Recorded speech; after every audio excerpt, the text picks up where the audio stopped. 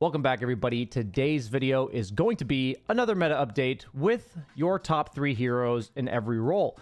With 7.39, albeit it is not the most massive patch, it did have several gameplay changes as well as hero balance changes that have significantly altered the popular heroes. And even though there are some familiar faces, there's a lot of new ones. And we're going to be talking about what items to buy, why these heroes are good, when to look to pick them, what they go well with, these types of things, so that hopefully you guys have your best understanding of 7.39b. Without further ado, let's go ahead and get started. So as we always do, we're going to start with the 5 position and we're going to count down. So right now, there's a few things I'm thinking about from the 5 position. The best hero in my experience has been Undying. The reason why Undying feels so strong is because there are a lot of range carries that are currently popular, and it's important that you ask your carry to pick something ranged with it. But if it is with a ranged carry, it wins pretty much every single lane. But something we'll get to a bit later is that a lot of the offlaners are looking to cut creeps, and not very many of them are looking to retreat to the jungle like last patch. So last patch, the popular heroes like Sand King and Darkseer would just get like level 3, leave lane, and never come back. And so picking oppressive 5 positions didn't really feel all that powerful. So right now, because there's heroes that are very greedy in the off lane, something we're seeing very often, the axes, the blade mail buyers, the farmers that cut creep waves that accelerate a lot if given a good lane. These are the heroes that I'm seeing in my games, and you're probably seeing some of these heroes in your games as well. And that's what I think makes Undying so strong right now. You can buy a bunch of different items for his team: auras, glimmer capes, save items, shard for his tombstone to be a save against single target ultimates and stuff like that. But overall, offers a lot in the lane and then scales pretty decently, has decent wave clear with decay maxed out if the game slows down. So it feels like other than a stun, he offers pretty much everything to the team. And next up is Oracle. The problem I have with Oracle for anybody out there is that he can be pretty useless if you're not positioned correctly or your teammates are not playing aggressively. So bear in mind, if you're playing party queue, Oracle's absolutely busted.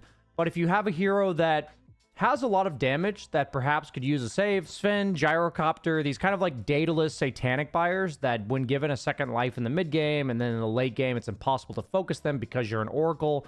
Absolutely busted concept, and giving him that little bit of extra attack range, plus the ability for his innate to tell where the rune is, but also now what rune it's going to be.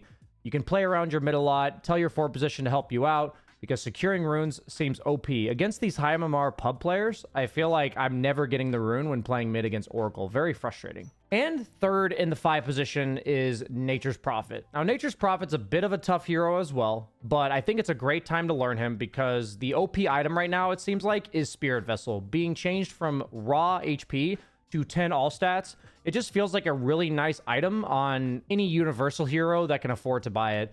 And Nature's Prophet's the best at buying it in the 5 position role. And since we're dealing with a lot of these tanky boys with blade mills, it does feel like Spirit Vessel, which does percent HP damage, reduces their healing. It just feels really strong for helping to take down these targets in the mid game. Since you're a global presence, you reliably get charges. You can show up to any kill that is happening. And then as a hero, you do kind of lack damage. And just like Undying, he does help secure his carry's lane a lot better with the sustain from his Sprout.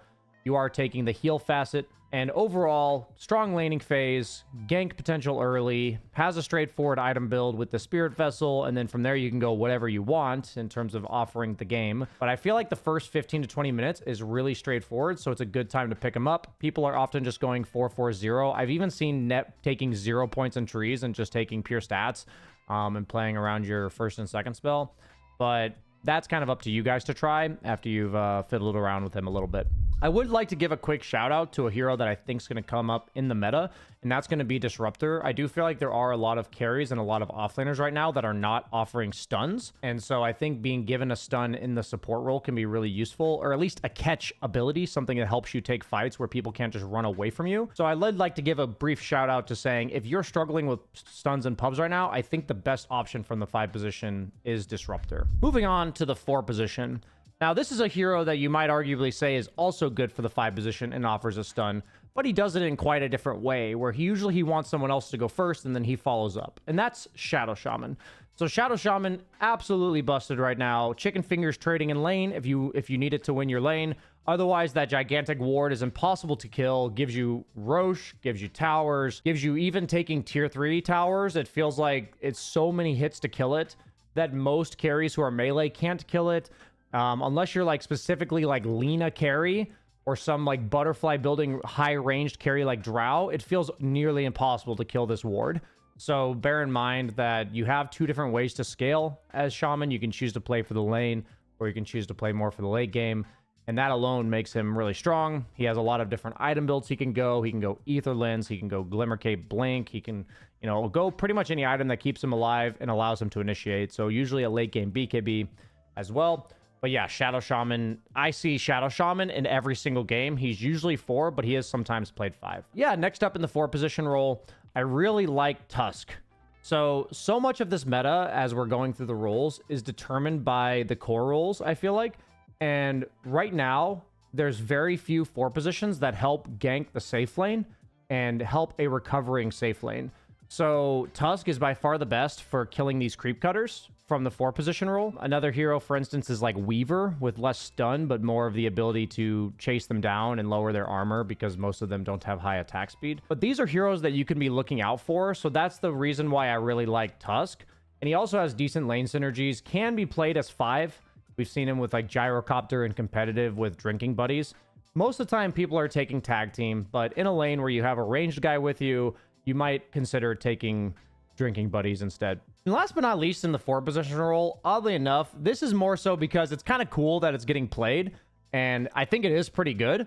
And you guys are probably going to laugh if you haven't been watching too much Dota, but it's going to be 4 position CK. He does have a new facet. It's not super new, but it's being newly used and explored. And that facet is the Cloven Chaos, which makes it so that his Chaos Bolt splits in half, where it stuns an additional enemy and also damages another, and it prioritizes heroes. So you basically have a 2-person stun in your lane. He synergizes really well with any brawling type offlaner that wants to fight and go for kills. And he's got really high stats. He's got 5 base armor. He's got 325 base movement speed. He can roam. He's got 63 base damage. These are all things that make him reasonable, and you can go for, like, I've seen some people go as like a secondary carry in the game where it's like Armlet Blink.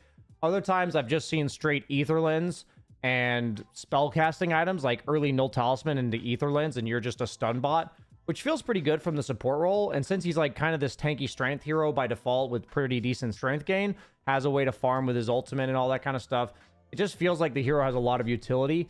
And if you're dealing with incredibly frustrating to kill heroes that require a break, such as Bristleback, like, it just absolutely paramount that you break them.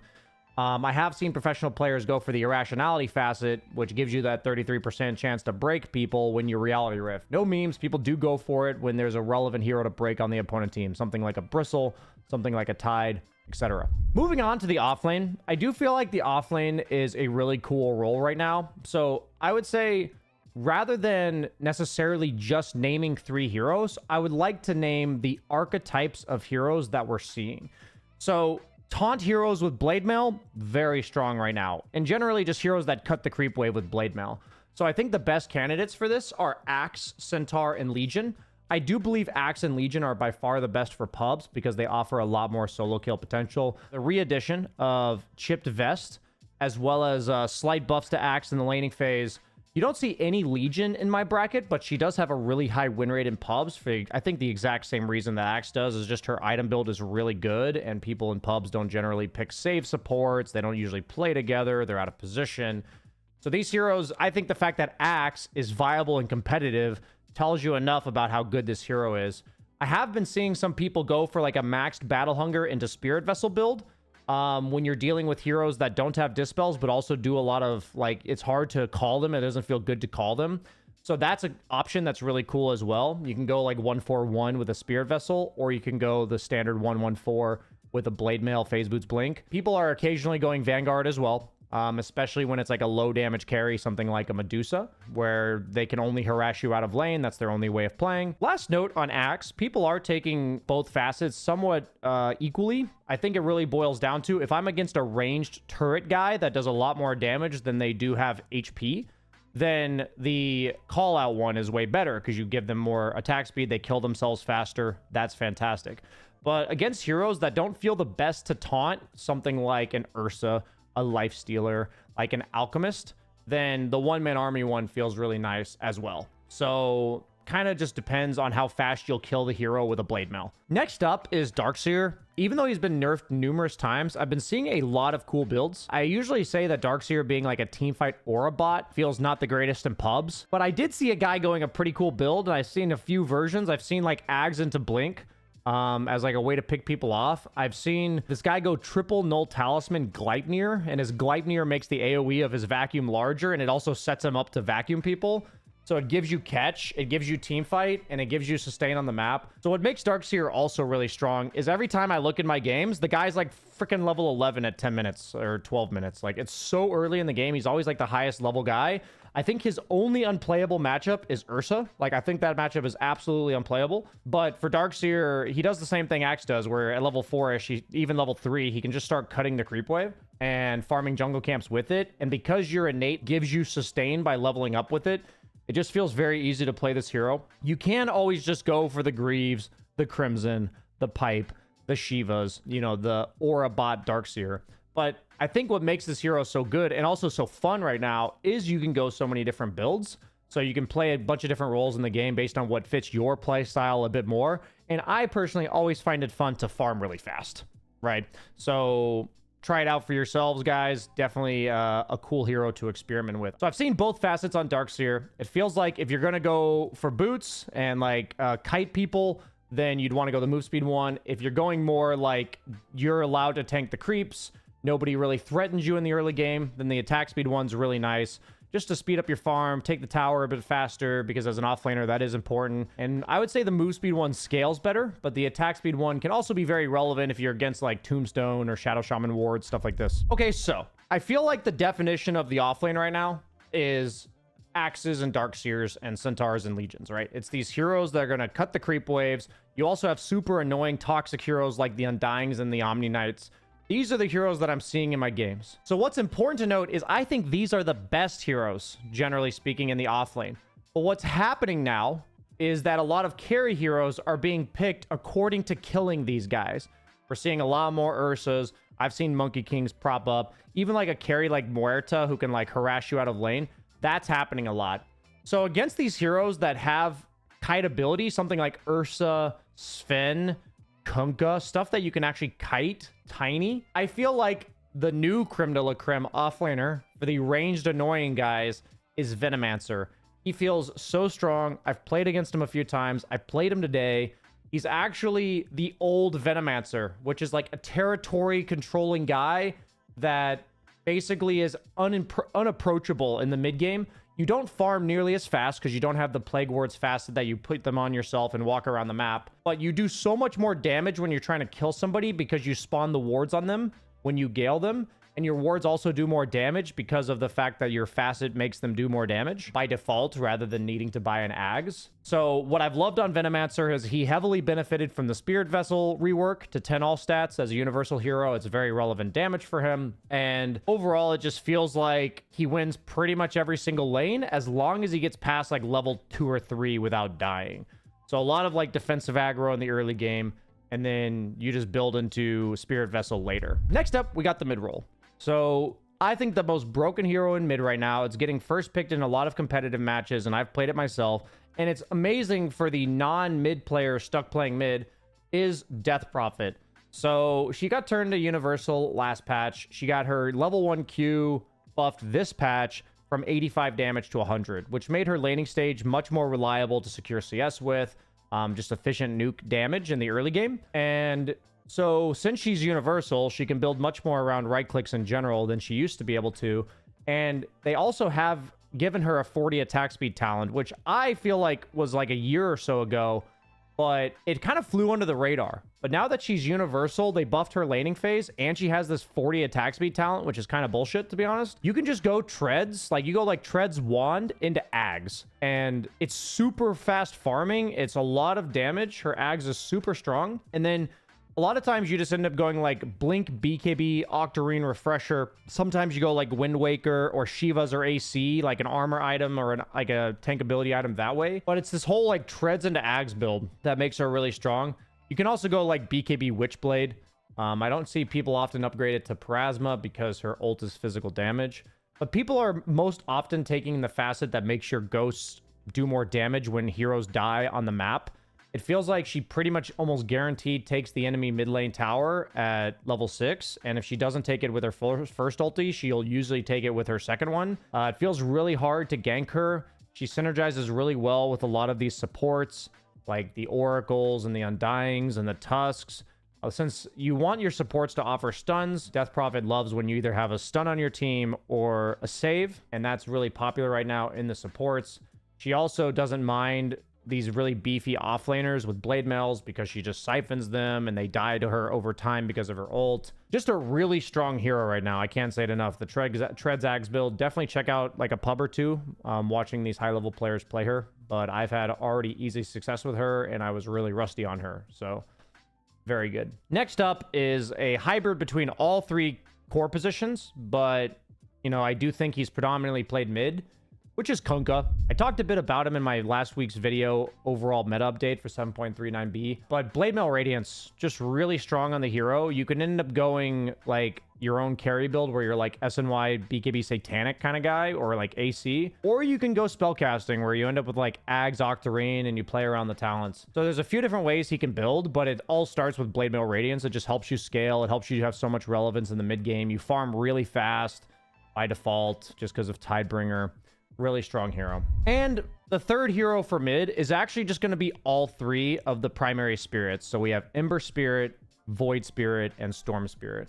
So Void Spirit being universal, what makes him viable is people are going Spirit Vessel into Ags. That feels like what the default build should be. It solves your problem of mid-game damage that this hero often has. So there's a lot of different ways that Void Spirit can scale past the Spirit Vessel Ags. I've seen Koikfa even do like Orchid Bloodthorn Blink. Like he has the Ag silence plus the Orchid plus the Bloodthorn, so you can silence you multiple times when people have like Eul Scepters and Mantas and like individual dispels. But you can buy the Shivas, the Octarine cores. There's just so many different ways that this hero can scale as a universal hero.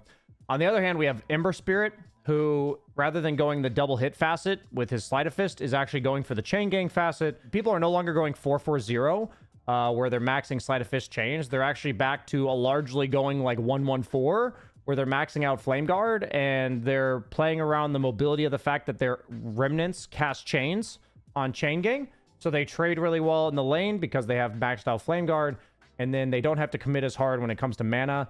So I've been seeing various builds. We still sometimes see the Mage Slayer. I've seen Blade Mail. I've seen like Treads Blade Mail SNY on Ember Spirit. I think anything that just allows you to be up in people's faces is really nice on Ember right now. And you don't have to hard commit into the fight because of Chain Gang and what it offers you since your remnants now chain people.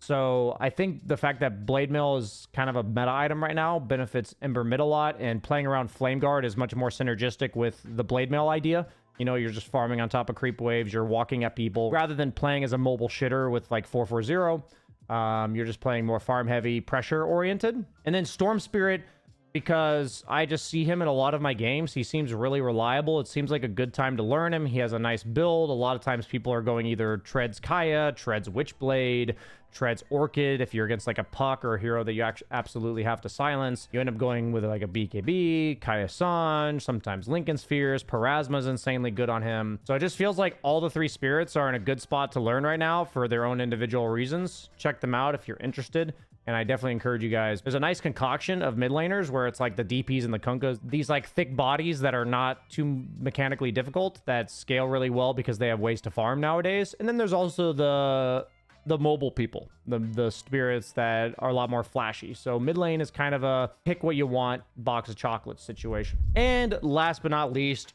always my favorite role, the carry role. Number one carry for me right now is Ursa. It just feels so strong. It beats up all the offlaners. Maybe not necessarily in lane, but it does beat them in game. Be careful of making sure you pick it with a ranged 5. I did have an Ursa when I was playing on Dying. Don't pick Ursa when your 5 is a kiteable melee guy. That is when Ursa is not good because you can be countered quite easily. Be wary of heroes like Venomancer, but Ursa is especially broken the moment you see these Axes, Legion Commanders, Tide Hunters, Undying offlane, all these beefy guys that are meant to be hard to kill, Darkseer as well. Ursa just absolutely destroys all of them. The pretty standard phaser treads into Battle Fury Blink, into like BKB Basher. Very standard Ursa build right now. Next up is Lina. I would just like to say that I say Lina seems like the most reliable one, but ranged turrets are just really good right now. Heroes that I see propping up are Drow, as well as Muerta. A lot of that. I've seen more and more of these heroes in my games. So with Lina, it's Maelstrom. With Muerta, it's Maelstrom. We're seeing like Maelstrom, Hurricane Pikes. With Lina, you sometimes go bots. With Muerta, you just make sure you can survive with like BKB and Daedalus. And then with Drow, we're seeing Falcon Blade into Hurricane Pike or Dragonlance into Ags. Really good at killing these super tanky targets because of the Ags.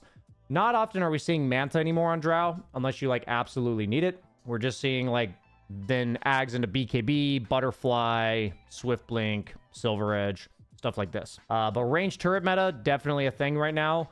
I feel like what makes Ursa doubly good is he just shreds these heroes to bits.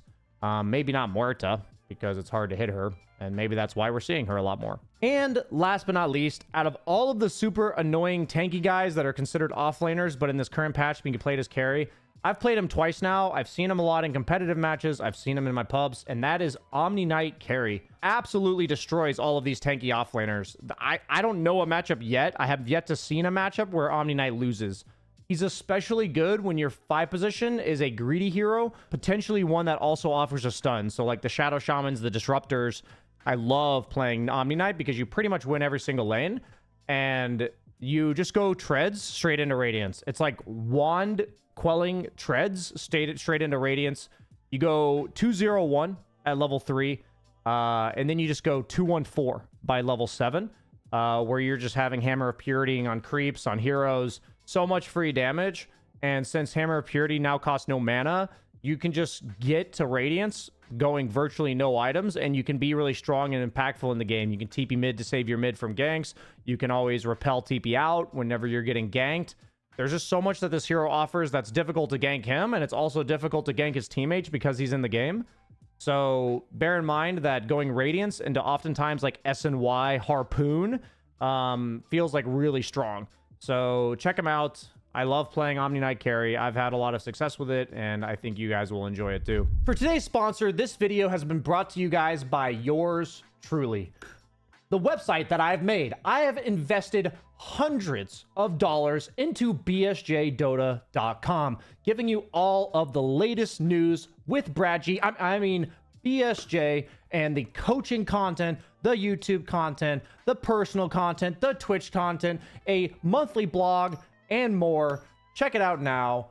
Hundreds of dollars, guys. Get it while it's hot. We'll be putting a lot more effort into this as well as the community. Please check it out yourselves, bsjdota.com. Thank you so much for watching, everybody. That concludes my list for 7.39 top 3 heroes in every role. Hope you guys enjoyed the video, and I'll see you in the next one.